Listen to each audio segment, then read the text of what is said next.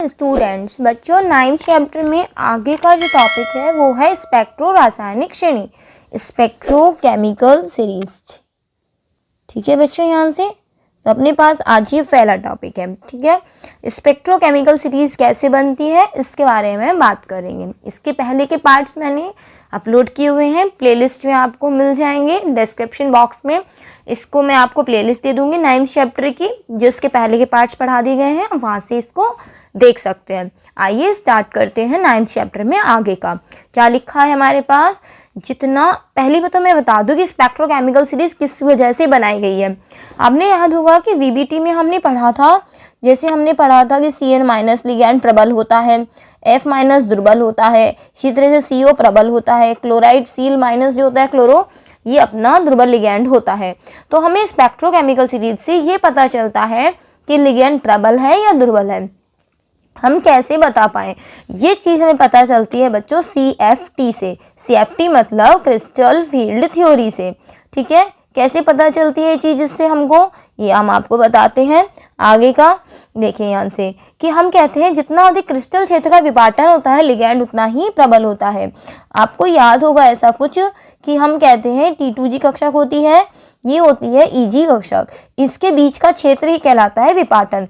ये अगर हमारे पास ज़्यादा है, जैसे ये हमने ज़्यादा कह दिया और ये हमने क्या कह दिया, कम कह दिया। अगर कोई लिगैंड ये जो गैप है ये कम रखता है तो इसे हम कहते हैं दुर्बल, और ये गैप अगर कोई ज़्यादा रखता है तो इसे हम क्या कहते हैं बच्चों, प्रबल। तो ये लिगैंड जितना ज़्यादा विपाटन करता है क्रिस्टल क्षेत्र का, लिगैंड उतना ही क्या होता है, प्रबल होता है। इस तरह से इसी लिगैंड की बढ़ती प्रबलता के क्रम में एक श्रेणी व्यवस्थित करते हैं, तो यह श्रेणी स्पेक्ट्रो रासायनिक श्रेणी कहलाती है। तो आपको समझ में आया कि स्पेक्ट्रोकेमिकल सीरीज क्या होती है। तो इसी क्रम में अगर मैं आपको बता दूं आगे बच्चों यहाँ से कि जो हम कहते हैं यहाँ से कि सबसे दुर्बल इस श्रेणी में आते हैं बच्चों हैलोजन। हैलोजन्स जो होते हैं ये सबसे कम विपाटन करते हैं। इसके बाद आते हैं जिनके अंदर लिगैंड में ऑक्सीजन डोनर एटम होता है, तो ये वाले अपने पास प्रबल होते हैं। फिर आते हैं जिसके अंदर नाइट्रोजन डोनर एटम प्रबल होता है। तो एक छोटा सा क्रम तो बच्चों ये होता है, हैलोजन सबसे पीछे आते हैं, इट मीन्स I-, फिर इसके बाद Br-, इसके बाद Cl-, इसके बाद F-, इसके बाद ऑक्सीजन है तो इट मीन्स जिसके अंदर H2O होता है, OH- होता है डोनर एटम। नाइट्रोजन की बात हम कर लें तो कौन कौन से होते हैं, जैसे हमने कह दिया यहाँ से En होता है, Cn होता है, CO होता है। तो मैं आपको एक चीज़ बता रही हूँ बच्चों, अगर आपको श्रेणी याद नहीं भी है, आपको स्पेक्ट्रोकेमिकल सीरीज याद नहीं है, हम कैसे लिखें, थोड़ा तो कुछ लिख के ही आना होगा। हम याद करते हैं भूल जाते हैं, मैडम हमने पढ़ी तो थी। तो मैं आपको इजी सा तरीका बता रही हूँ। सबसे पीछे हैलोजन्स लिखिए, फिर बीच में लिखिए ऑक्सीजन वाले और फिर लिखिए नाइट्रोजन वाले। तो आप कुछ को तो यहाँ से अरेंज कर ही पाएंगे, नहीं तो मैं आपको प्रॉपर सीरीज लिखवा देती हूँ जो आपकी बुक में लिखी हुई है, लेकिन ये याद नहीं होती है। तो आप ऐसा करिएगा, हैलोजन फिर ऑक्सीजन फिर नाइट्रोजन। बीच बीच में हो सकता है आपको आगे वाला ऑक्सीजन वाला मिल जाए, पीछे नाइट्रोजन वाला मिल जाए, लेकिन एक परफेक्ट जो क्रम होता है थोड़ा सा याद करने का वो यही होता है। ठीक है, चलिए मैं आपको आगे दिखा देती हूँ बुक में आपकी श्रेणी कौन सी लिखी हुई है बच्चों यहाँ से। तो आपको इतना समझ में आया कि लिगैंड कब तो दुर्बल कहा जाएगा, कब प्रबल, जो जितना ज़्यादा विपाटन करेगा लिगैंड उतना ही ज़्यादा प्रबल कहा जाएगा। देखिए स्टूडेंट्स, ये अपने पास श्रेणी है जिसमें आप देख सकते हो। यहाँ पर एक चीज़ मैं आपको बता दूँ यहाँ से बच्चों कि यहाँ से श्रेणी देखिए, ये सबसे पीछे है, ये देखिए फ्लोराइड, फ्लोरो, क्लोरो, ब्रोमो, आयोडो। इसके बाद OH- ऑक्सीजन लिगैंड है, ऑक्सीजन लिगैंड, ऑक्सीजन डोनर है। इसके अंदर देखिए नाइट्रोजन डोनर, ये भी नाइट्रोजन डोनर, ये भी नाइट्रोजन देता है इलेक्ट्रॉन, मतलब लिगैंड बनाता है CNB और CO भी। सबसे पीछे ज़्यादातर कौन से हैं, हैलोजन। फिर कौन से आते हैं, ऑक्सीजन वाले, और फिर कौन से आते हैं अपने जिनके अंदर नाइट्रोजन जो होता है। लेकिन यहाँ पर थोड़ा सा अलग हो गया है CO वाले केस में। तो मोस्टली जो हम थोड़ा सा हल्का फुल्का याद रख लेते हैं अपनी याददाश्त के लिए, वो इस तरह से भी याद रख सकते हैं। ठीक है, चलिए आगे बात करते हैं। इसके आगे टॉपिक है चतुष्फलकीय क्षेत्र में क्रिस्टल विपाटन। ठीक है स्टूडेंट्स, चतुष्फलकीय संकुल में क्या होता है, T2 कक्षक की। एक चीज़ मैं आपको बता दूं बच्चों, D में 2 कक्षक होती हैं, एक होती है T2G बताया था और एक बताया था EG। मैं आपको बता दूं एक चीज़ बच्चों, अष्टफलकीय क्षेत्र होता है तो हम वर्ड G लेते हैं यहाँ से, जबकि चतुष्फलकीय जो होता है तो हम इसको T2 और E कहते हैं। किताब में आपके T2G और EG लिखा हुआ है वो गलत है बच्चों। जब चतुष्फलकीय क्षेत्र कहते हैं तो ये नाम T2 और E होते हैं, जब अष्टफलकीय बोलते हैं तो इसे T2G और EG होते हैं। बाकी आपकी मर्जी है, आपके स्कूल में कैसे करवाया है आप वैसे कर सकते हैं। बाकी मैं आपको यहाँ से सही इंफॉर्मेशन दे रही हूँ कि चतुष्फलकीय संकुल में कभी भी यहाँ पर T2 के साथ G नहीं लगाते हैं बच्चों, क्योंकि ये जो G होता है ये थोड़ा आगे की क्लास में है। G जीरेड को बताता है, सम्मित चीज को बताता है यहाँ से, ठीक है। तो यहाँ से आप ध्यान रखिएगा, चतुष्फलकीय क्षेत्र में T2 और E नाम होते हैं। दूसरी बात, यहाँ पर चतुष्फलकीय क्षेत्र में T2 कक्षक की ऊर्जा ज्यादा होती है और E कक्षक की ऊर्जा कम होती है। क्यों होती है, चलिए इसकी बात कर लेते हैं हम यहाँ से। चतुष्फलकीय आकृति की जब हम बात करते हैं बच्चों, तो हम कहने कहा ये चतुष्फलक है अपने पास, ये अपने पास क्या है बच्चों, यहाँ से चतुष्फलक है, ठीक है। चतुष्फलक में होता क्या है, जब यहाँ से ये अपने पास लिगैंड हो गए, यहाँ लिगैंड लग गया, यहाँ लिगैंड लग गया, यहाँ लिगैंड लग गया, ठीक है। आगे की बात करते हैं यहाँ से, सॉरी लिगैंड यहाँ से इसके पास आएंगे, इस तरह से बता देते हैं हम यहाँ से कि यहाँ से भी लिगैंड बंध बनाएगा अपना, यहाँ से बनाएगा लिगैंड बंध और यहाँ से भी लिगैंड बंध बनाएगा। जब ये इसके पास जाते हैं लिगैंड बंध बनाने के लिए, तो बच्चों यहाँ पर लिगैंड की कक्षक और किसकी कक्षक, लिगैंड की कक्षक और डी कक्षक जो होती हैं ये पड़ती है रास्ते में। जब ये रास्ते में पड़ती हैं तो आप जानते हैं डी कक्षक दो तरह की होती है, DXY, DYZ और DXZ। तो ये जो तीन कक्षक का समूह है, मतलब T2 कक्षक का जो समूह है वो पड़ता है इस रास्ते में, और लिगैंड का रास्ता भी यही होता है और T2 कक्षक का रास्ता भी यही होता है। तो दोनों का प्रतिकर्षण होने की वजह से, दोनों में टकराव होने की वजह से इस कक्षक की ऊर्जा ज्यादा पड़ जाती है, क्योंकि ये विकर्ण के अनुरूप फैली होती हैं। और यहाँ पर ये वाला जो है अपने पास चीज, ये भी किसके अनुरूप है, विकर्ण के अनुरूप है, ठीक है। जबकि जो कक्षक होती हैं DX² -Y स्क्वायर और DZ स्क्वायर जो होती हैं ये कक्षक E होती हैं, जिनका रिपल्शन नहीं होता, तो इनकी ऊर्जा कम हो जाती है E वालों की और T2 वालों की बढ़ जाती है। आइए आगे की पढ़ते हैं हम, चीज क्या होती है यहाँ पर। देखिए स्टूडेंट्स, यहाँ पर हमने पढ़ा है यहाँ से, ये है अपने सममित क्षेत्र में डी कक्षक। कौन सी कक्षक है ये अपन लिख सकते हैं यहाँ पे, सममित क्षेत्र में डी कक्षक, मतलब अभी इनकी ऊर्जा बढ़ी नहीं है। और यहाँ पर हम दिखा देंगे इस वाली जगह पर, ये किसको बताएगी बच्चों, ऊर्जा को, कि यहाँ पर ऊर्जा बढ़ रही है। ये लिख दिया अपन ने एनर्जी, ठीक। अब यहाँ से जैसे ही लिगैंड आता है तो लिगैंड की उपस्थिति में इन पांचों जी कक्षकों की ऊर्जा बढ़ जाती है। हम ऐसा लिख सकते हैं, लिगैंड की उपस्थिति में, लिगैंड की उपस्थिति में क्या हुआ, थोड़ी सी ऊर्जा कक्षक की बढ़ गई, ठीक है।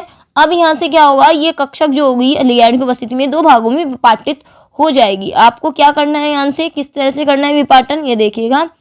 यहाँ से हमें विपाटन करना है कुछ इस तरह से कि यहाँ पर इनके बीच का गैप जो होता है वो ज़्यादा नहीं होता है। कैसे दिखाएंगे बच्चों, यहाँ से गैप, ये तो हो गई बच्चों अपनी EG कक्षक, मतलब E कक्षक, और ये हो जाएगी बच्चों अपनी T2 कक्षक, जिसके अंदर ये वाला गैप रहेगा ज़्यादा और ये गैप रहेगा कम, ठीक है। और ये हो जाएगी अपनी T2 कक्षक। आगे की बात करते हैं बच्चों, यहाँ से अपन क्या होगा, यहाँ पे ये वाली वैल्यू होगी, नीचे वाला है तो माइनस, ऊपर वाला है तो प्लस। ये वाला वैल्यू होगा 0.6 और ये होगा 0.4, और वो भी किसका, डेल्टा T और ये डेल्टा T। एक चीज़ और बताना चाहूँगी बच्चों, यहाँ पे ये तो है चतुष्फलकीय क्षेत्र में, लेकिन जब अष्टफलकीय क्षेत्र की बात आती है तो अष्टफलकीय क्षेत्र में ये जो विपाटन होता है, चलिए मैं आपको थोड़ा सा और करके बताती हूँ। देखिए, जहाँ ये T2 और E के विपाटन की स्थिति ये रखी है, वैसे ही अष्टफलकीय क्षेत्र में कैसी होती है, ऊपर तो E होती है और नीचे क्या होती है, 2G। तो ये तो होता है अष्टफलकीय में तो विपाटन होता है बच्चों ज़्यादा, और ये वाला विपाटन जो हमने दिखा रखा है डेल्टा T का, तो हमेशा डेल्टा T का विपाटन कम होता है और डेल्टा O का विपाटन क्या होता है, ज़्यादा होता है। और कितना ज़्यादा होता है बच्चों, ये इनमें संबंध भी होता है, डेल्टा T बराबर 4/9 डेल्टा O। इट मीन्स यहाँ पर ही कितना ज़्यादा हुआ, डेल्टा T इक्वल्स टू, हम इसको कह सकते हैं लगभग 0.4 डेल्टा O, ठीक है। मतलब यहाँ पर 0.4 की वैल्यू से डेल्टा O को गुणा करेंगे तब जाके डेल्टा T आएगा। इट मीन्स डेल्टा ओ तो क्या होता है, कम, और डेल्टा टी क्या होता है, ज़्यादा होता है यहाँ से। ठीक है, चलिए आगे की बात करें। देखिए अपना नेक्स्ट क्वेश्चन क्या है, चतुष्फलकीय संकुल सदैव उच्च चक्रण संकुल बनाते हैं, क्यों? तो क्वेश्चन देख लेते हैं अपने पास, ऐसा क्यों है। पहली बात तो उच्च चक्रण संकुल का मतलब क्या है, इसको देख लेते हैं हम उच्च चक्रण का मतलब ये कहते हैं कि जहां पर चक्रण की संख्या अधिकतम आए। चक्रण की संख्या ज़्यादा कब आती है और कम कब आती है, पहली तो चीज़ें जान लीजिए। चक्रण की संख्या ज़्यादा होगी तो उच्च चक्रण, और चक्रण की संख्या कम होगी तो उसको हम कहेंगे निम्न चक्रण। चक्रण कैसे पहचानते हैं उसकी बात करते हैं। मान लीजिए हमारे पास ये डी कक्षक है ना, और ये हमको यहाँ पर भरने हैं अपने को इलेक्ट्रॉन्स। ठीक है, अगर मान लीजिए यहाँ पर हमें भरने हैं 5 इलेक्ट्रॉन, 1 2 3 4 5, और यहाँ पर हमने इलेक्ट्रॉन भरे हुए हैं इस तरह से। ठीक है, तो यहाँ पर हम चक्रण बताते हैं किसका कितना है। एक इलेक्ट्रॉन का चक्रण होता है बच्चों हाफ, कितना होता है, हाफ। अगर यहाँ पर इलेक्ट्रॉन अयुग्मित है, ये देखिए इसका हाफ, इसी तरह से इसका हाफ, इसका हाफ, इसका हाफ, इसका हाफ, तो 5 इलेक्ट्रॉन है तो चक्रण कितना हो गया, 2.5। ठीक है, अब अपन यहाँ पे बात करते हैं इसके अंदर कितना है। एक अगर युग्मित इलेक्ट्रॉन है तो इसका चक्रण प्लस हाफ और माइनस हाफ कैंसिल हो जाता है, दोनों का चक्रण मिलके क्या हो गया, 0 हो गया। ठीक है, तो यहाँ से अगर युग्मित इलेक्ट्रॉन है तो डेफिनेटली इस पूरे युग्म का चक्रण 0 होगा, इसका भी 0 होगा, इसका भी 0 होगा, लेकिन इन दोनों का मिला के कितना हो गया, प्लस हाफ और ये प्लस हाफ बराबर कितना आया, 1। तो हम ये समझ गए कि जितने अयुग्मित इलेक्ट्रॉन ज़्यादा होंगे उतना ही चक्रण क्या होता है, ज़्यादा होता है, और अगर यहाँ पर अयुग्मित इलेक्ट्रॉनों की संख्या कम है तो चक्रण कम होता है। तो इसका मतलब ये हो गया उच्च चक्रण संकुल में अगर इस पे नंबर ज़्यादा आए। अब चतुष्फलकीय संकुल सदैव उच्च चक्रण संकुल बनाते हैं, क्यों, इसकी बात कर रहे हैं। हम जानते हैं यहाँ पर कि चतुष्फलकीय संकुल में T2G की ऊर्जा तो होती है बच्चों ज़्यादा और Eg की ऊर्जा होती है कम। इसी तरह से बने जाएंगे अपने पास T2 और ये E। दूसरी बात, इनके बीच का जो एनर्जी गैप होता है बच्चों डेल्टा टी, ये होता है कम। तो हमेशा चतुष्फलकीय संकुल के लिए पेयरिंग एनर्जी का मान होता है ज़्यादा। अगर मैं एक लाइन का उत्तर दूं इसका तो इसका आंसर होगा क्योंकि युग्मन ऊर्जा का मान अधिक होता है। युग्मन ऊर्जा का मान अधिक होने के कारण फर्क क्या पड़ा इसका, देखिए हम आपको इसको एक्सप्लेन करके बताते हैं। युग्मन ऊर्जा अधिक होती है तो यहाँ इलेक्ट्रॉन का युग्मन नहीं होता है। मान लीजिए मुझे 3 इलेक्ट्रॉन भरने हैं, कितने इलेक्ट्रॉन भरने हैं, 3, और ये एनर्जी गैप क्या है, कम। तो हम कैसे बनेंगे, 1 2 और ये 3। चक्रण कितना आएगा यहाँ पे, प्रत्येक अयुग्मित इलेक्ट्रॉन है, चक्रण आ गया half plus half plus half बराबर कितना आ गया अपने पास, 1 से 1/2। ठीक है, अगर इलेक्ट्रॉन होते 5 तो आप कैसे भरते, 3, तो इस तरह से 4 और ये 5। अब लेकिन मान लीजिए ये जो अपने गैप दिखाया है बच्चों, ये गैप होता ज़्यादा, ये गैप क्या होता ज़्यादा, और अब इलेक्ट्रॉन भरने होते आपको 5, तो 5 इलेक्ट्रॉन आप कैसे भरते, 1 2 3 4 और ये 5। इस स्थिति में चक्रण कितना आता, मात्र इसका गिना जाता प्लस हाफ गिना जाता ना। तो इसीलिए हमने कह दिया कि ये वाला एनर्जी गैप कम होने की वजह से इलेक्ट्रॉन पहले नीचे भरे जाते हैं फिर ऊपर जाते हैं, जिसके कारण उच्च चक्रण बनते हैं। सारे इलेक्ट्रॉन अयुग्मित होते हैं ज़्यादा से ज़्यादा, तो जितना ज़्यादा अयुग्मित इलेक्ट्रॉन होगा उतना ज़्यादा चक्रण क्या होगा, ज़्यादा बनेगा। और उसका कारण क्या रहा, क्योंकि युग्मन ऊर्जा का मान क्या है बच्चों, यहाँ से ज़्यादा है। आगे बात समझ में, तो ये एक लाइन का आंसर समझाने के लिए मुझे इतनी सारी चीज़ बतानी पड़ी आपको। तो आंसर इसका क्या आ जाएगा, क्योंकि delta T less than pairing energy, युग्मन ऊर्जा का मान ज़्यादा हो जाने की वजह से उच्च चक्रण संकुल बनते हैं। आइए आगे देखते हैं। नेक्स्ट क्वेश्चन देखिए बच्चों, यहाँ से क्या होगा अपना, स्टूडेंट्स देखिए वीबीटी के अकॉर्डिंग हम संकुल के रंग की व्याख्या नहीं कर सकते। क्यों नहीं कर सकते, इसका आंसर देखेंगे। सबसे पहले मैं आपको बता दें कि रंग कैसे प्रदर्शित होता है। बच्चों रंग प्रदर्शित करने के लिए होता क्या है कि इलेक्ट्रॉन पर जब सूर्य का प्रकाश पड़ता है तो इलेक्ट्रॉन क्या होता है, ये परमाणु है अपना, तो ये अपन ने ऐसे मान लिया है ना, इस तरह से मान लीजिए इलेक्ट्रॉन अपना यहाँ पर है, इस पर जैसे ही प्रकाश पड़ा तो ये निम्न ऊर्जा स्तर से कहाँ जाता है, उच्च ऊर्जा स्तर पर जाता है, और ये वापस जब उच्च से कहाँ आता है, निम्न में आता है। तो जितना प्रकाश यहाँ से उत्सर्जित होता है वही प्रकाश हमें दिखाई देता है। तो सबसे पहली बात, रंग प्रदर्शित करने के लिए हमें एक तो इलेक्ट्रॉन चाहिए और दूसरा चाहिए 2 ऊर्जा स्तर, जिसमें एक की एनर्जी तो हो हाई और दूसरे की एनर्जी हो लो, मतलब एक उच्च ऊर्जा स्तर चाहिए, एक निम्न ऊर्जा स्तर चाहिए। सबसे पहली बात ये समझ में आ गई। अब हम देखते हैं कि वीबीटी में क्या ये चीज़ें हैं या ना फिर नहीं है। आपको याद होगा कि हमने वीबीटी में कहा था कि जो पांचों डी कक्षक होती हैं, ये 5 डी कक्षक होती हैं, इनकी पांचों की ऊर्जा क्या होती है, समान होती है। अब मान लीजिए इलेक्ट्रॉन यहाँ पर है और हम कहते हैं कि जो भी संकुल है ये रंग प्रदर्शित करता है, तो आप कैसे बताएंगे? भाई ऊर्जा तो समान है, इसको प्रकाश मिल भी गया तो ये निम्न ऊर्जा स्तर उच्च ऊर्जा स्तर तो है ही नहीं इसमें। जबकि अगर हम बात करते हैं CFT की, किसकी बात करते हैं, CFT, तो आपको ध्यान होगा डी कक्षक 2 भागों में बढ़ जाती है, एक 3 ऊर्जा स्तर का और एक 2 का। या फिर हम कह दें उल्टा कि हमने कह दिया कि ये तो EG कक्षक बन गई और ये क्या बन गई, T2G। और इलेक्ट्रॉन यहाँ पर है, जैसे इसको प्रकाश मिलता है ये निम्न ऊर्जा स्तर से कहाँ जाता है, उच्च में जाता है। तो CFT में तो एक उच्च ऊर्जा स्तर होता है, एक निम्न ऊर्जा स्तर, लेकिन VBT में पांचों की ऊर्जा क्या होती है, समान होती है। इसीलिए यहाँ पर कोई भी उच्च ऊर्जा स्तर और निम्न ऊर्जा स्तर नहीं होता, इसीलिए रंग की व्याख्या नहीं की जा सकती। तो हम क्या लिख सकते हैं इसमें, अभी हम आपको आंसर लिख देते हैं इसका, देख लीजिएगा। देख लीजिए स्टूडेंट, इस सिद्धांत के अनुसार पांचों डी कक्षों की ऊर्जा समान होती है और रंग प्रदर्शित करने के लिए इलेक्ट्रॉन का निम्न ऊर्जा स्तर से उच्च ऊर्जा स्तर में संक्रमण होना चाहिए। तो ये आंसर हो गया। अब हम कहते हैं CFT के आधार पर संकुल के रंग की व्याख्या कैसे होगी। ये देखिए यहाँ से अपने पास हेडिंग है और मैंने यहाँ पे आपके लिए लिखा हुआ है। अभी थोड़ी देर पहले हमने आपको समझाया भी था कि यहाँ पर जो CFT में होते हैं अपन क्या एक्सप्लेन कैसे करते। देखो CFT में बात क्या होती है, जैसे अपने पास ये लिगैंड है TiH2O का होल 6 + 3, ठीक है।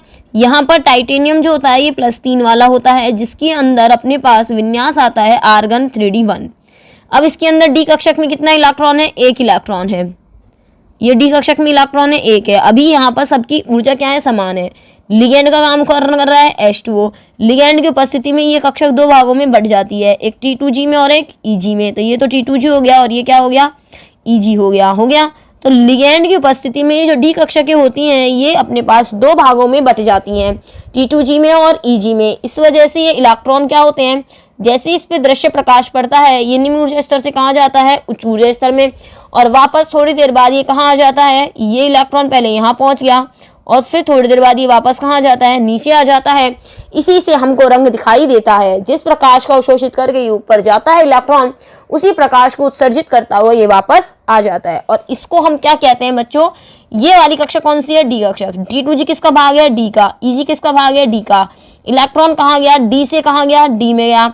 तो यहाँ पर जब इलेक्ट्रॉन डी से डी में ही जाता है तो इसको संक्रमण को हम कहते हैं DD संक्रमण, क्योंकि T2G भी डी कक्षक का भाग है और EG भी डी कक्षक का भाग है, इसीलिए हम इसको क्या कहते हैं बच्चों, DD संक्रमण कहते हैं। आइए लैंग्वेज में इसको हम पढ़ लेते हैं, देख लीजिए यहाँ पे। लिगैंड की उपस्थिति में डी कक्षकों का विपाटन हो जाता है, जिससे अष्टफल के संकुल में 2 कक्षक बनते हैं, T2G और एक EG, जिसमें T2G निम्न की होती है, उच्च ऊर्जा कौन सी होती है, EG कक्षक बनती है। जब संकुल पर दृश्य प्रकाश आपतित होता है तो अयुग्मित इलेक्ट्रॉन उस ऊर्जा को ग्रहण कर उच्च ऊर्जा स्तर में जाते हैं तथा वापस आते समय जिस प्रकार के रंग को उत्सर्जित करते हैं वही संकुल का रंग दिखाई देता है। ये हमने आपको बता दिया। और यह क्या कहलाता है, DD संक्रमण, क्योंकि T2G और EG दोनों ही किसके भाग है, डी कक्षक के भाग है, और इलेक्ट्रॉन कहाँ से कहाँ जाता है, डी से डी में ही जाता है। तो संकुल के रंग प्रदर्शित करने का 2 कारण हो गया, एक तो DD संक्रमण और दूसरा अयुग्मित इलेक्ट्रॉन। देखिए एक चीज और है, यदि अयुग्मित इलेक्ट्रॉन हो और लेकिन लिगैंड नहीं हो, अगर अयुग्मित इलेक्ट्रॉन तो है लेकिन लिगैंड नहीं है तो भी रंग प्रदर्शित नहीं होता। इसका एग्जाम्पल है निर्जल कॉपर सल्फेट। कॉपर सल्फेट की अगर हम बात करें यहाँ पर, तो कॉपर में होता है +2 यहाँ पर आवेश, जिसमें विन्यास बनता है 3D9, एक इलेक्ट्रॉन अयुग्मित है, लेकिन ये निर्जल है, इसके अंदर कोई लिगैंड नहीं है।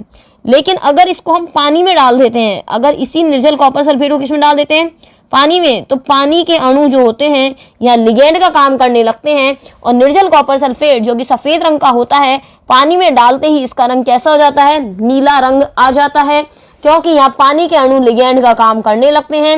लिगैंड का काम करते ही क्या होता है, ये 2 कक्षकों में टूट जाती है, और 2 कक्षकों में टूटने की वजह से उच्च ऊर्जा स्तर और निम्न ऊर्जा स्तर आ जाता है। ठीक है, तो हमने आपको ये बता दिया। एक और चीज हम आपको बता देते हैं कि रंग कैसे प्रदर्शित होता है। हालांकि आपके एग्जाम में नहीं आएगा, लेकिन कंपटीशन के लिए बहुत अच्छा है। देखते हैं आगे। देखिए बच्चों, पूरा रंग कैसे बताते हैं। एक चीज हम आपको बता दें कि अगर कोई कंपाउंड हरा रंग अवशोषित करता है तो वहां से वो लाल रंग का दिखाई देता है, अर्थात अवशोषित किया गया रंग और प्रदर्शित करने वाला रंग दोनों अलग अलग होते हैं। कैसे पता चलते हैं बच्चों, ये देख लेते हैं यहाँ पर, है ना, ये हम आपको बता रहे हैं।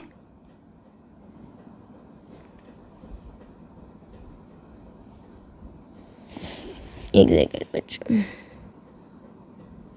ये देखिए यहाँ से हमने यहाँ से एक चीज, एक सेकेंड, ये वाला हमने बनाया, विबग्योर होता है इसी तरह से बना रहे हैं। देखो वी, आई को छोड़ दीजिए, जी, वाई, ओ और ये आर, अर्थात वॉयलेट अगर अवशोषित करता है तो येलो मिलता है, ब्लू करता है तो ऑरेंज मिलता है, ग्रीन करता है तो क्या मिलता है, रेड।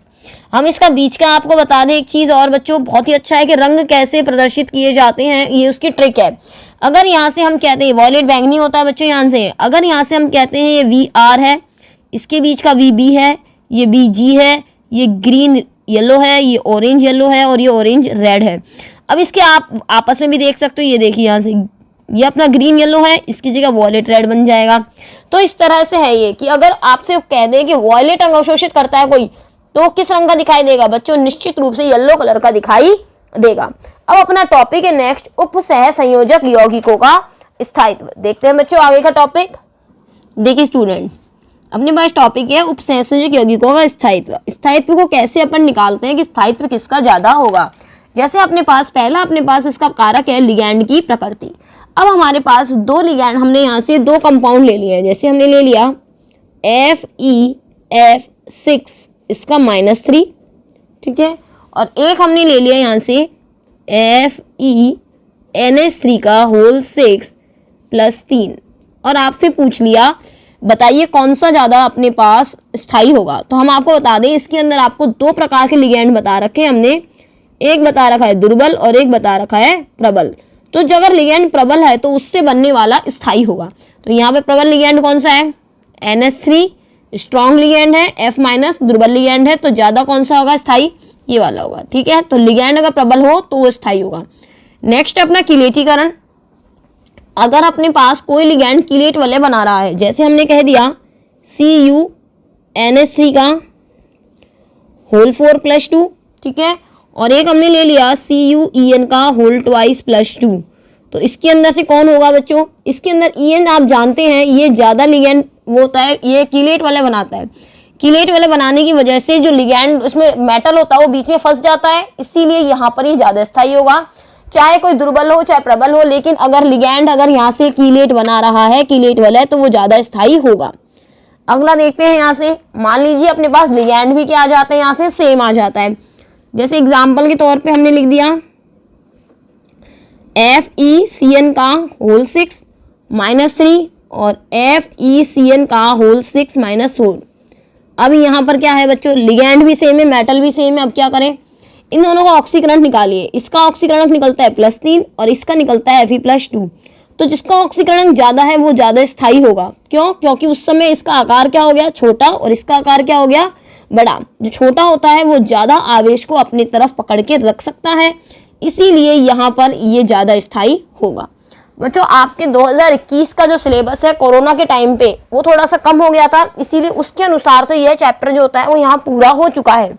लेकिन मैं आपको 3-4 क्वेश्चन और बताना चाहूँगी इसके अंदर से, जहाँ तक मुझे लगता है कि ये क्वेश्चन भी आपको पता होने चाहिए। बहुत मेहनत वाली चीज़ नहीं है, फिर भी मेरे को लगता है आपको पता होने चाहिए, क्योंकि सिलेबस का हिस्सा हो भी सकते हैं वो और नहीं भी, ठीक है। 2-3 क्वेश्चन है, ज़्यादा नहीं है, तो एक बार देख लेते हैं उसको भी हम। देख लीजिए बच्चों, क्लोरोफिल किसका संकुल है बच्चों, इसका आंसर है मैग्नीशियम का संकुल है। विटामिन B12 किसका संकुल है, कोबाल्ट का। विटामिन B12 का नाम होता है बच्चों साइनोकोबालमिन, ठीक है।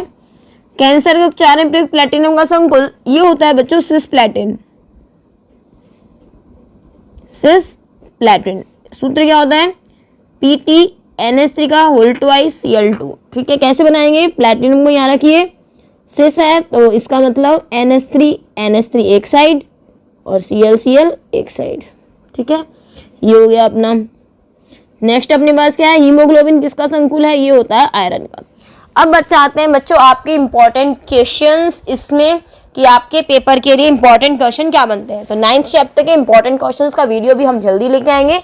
आज का वीडियो हम ये स्टॉप करते हैं, जिसमें आपका न्यू सिलेबस के अकॉर्डिंग जो आपका है 2021 का सिलेबस है उसके अकॉर्डिंग 9th चैप्टर आपका कंप्लीट हो चुका है बच्चों। और जो बच्चे इसको नेक्स्ट ईयर देखेंगे इस वीडियो को, उनके लिए भी यूजफुल तो है ही, थोड़ा बहुत जो टॉपिक रह गया है वो आपको नेक्स्ट ईयर करा दिया जाएगा, समावेता वाला टॉपिक, ठीक है। चलो इसको यही स्टॉप करते हैं। और मैंने बच्चों क्वेश्चन बैंक के जो क्वेश्चंस हैं वो 100 क्वेश्चंस ऑब्जेक्टिव वो आपके सॉल्व करवा दिए हैं। चैनल पर अवेलेबल हैं, उनको देख लीजिएगा। इंपॉर्टेंट क्वेश्चंस की वीडियो आपकी 8th चैप्टर की रह रही है। मैंने पढ़ाया नहीं है आपको चैप्टर, लेकिन आपको इंपॉर्टेंट क्वेश्चन का वीडियो जो है वो आपको प्रोवाइड करा दूंगी। ओके स्टूडेंट्स, चलिए मिलते हैं अपन नेक्स्ट वीडियो में। तब तक के लिए धन्यवाद, बाय बाय। शेयर करना नहीं भूलिएगा students. Okay students, bye bye.